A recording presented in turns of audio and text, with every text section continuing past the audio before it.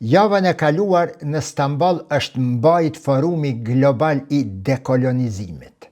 Forum kë që për aq sa ka mujt me i përcjell diskutimet, ngjarjet dhe analizat që janë bë në lidhje me forumi global i Stambollit për dekolonizim, ky forum përbën një ngjarje që te i kalon shumë, ama shumë, kufijt e një takimi të zakonshëm ndërkombëtar, si ato që janë zhvilluar më parë në Stamboll, Turqi, apo nëpër qendra e metropole të tjera të botës.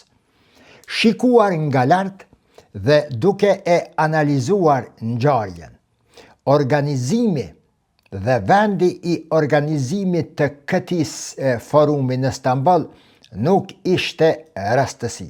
Për çka? Sepse Stambolli historikisht nuk ka qenë kur një qytet i zakonshëm.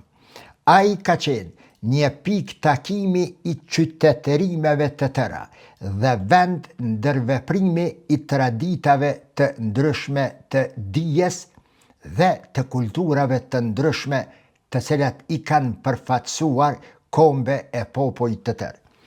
Përveç kulturave dhe civilizimeve të tjera, teksa po flasim për Stambollin dhe forumin që u mbajt javën e kaluar, edhe gjeni ilirosh shqiptar flen thellë nën themelet e këtij metropoli.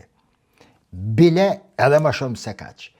Ky qytet për shekuj të tërë e ka bajt emrin e një ilirosh shqiptari, emrin e perandorit romak me prejardhje ilire, Konstantine, që konsiderohet ndër ftyrat më eminente të perandorisë romake.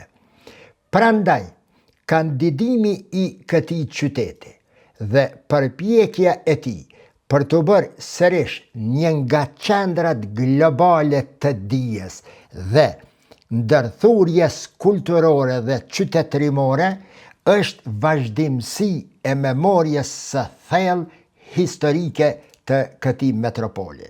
Shqiptarët, të nderuar miq, kanë çka lypin e kanë çka kërkojnë në këtë qytet dhe kanë hak në këtë qytet, në të cilin e për të cilin janë ngritur dhe kanë rënë qytetërime të tëra.